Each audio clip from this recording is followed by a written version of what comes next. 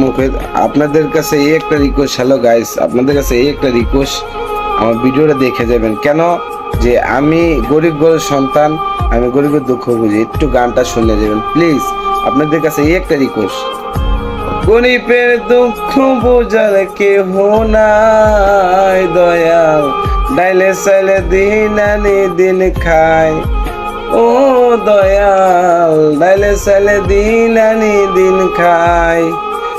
অসুস্থ দেহটায় আর চলে না, পেটের দায়ে জীবন তো আর থামে না দয়াল। এতটুকু বলবো আপনাদের কাছে।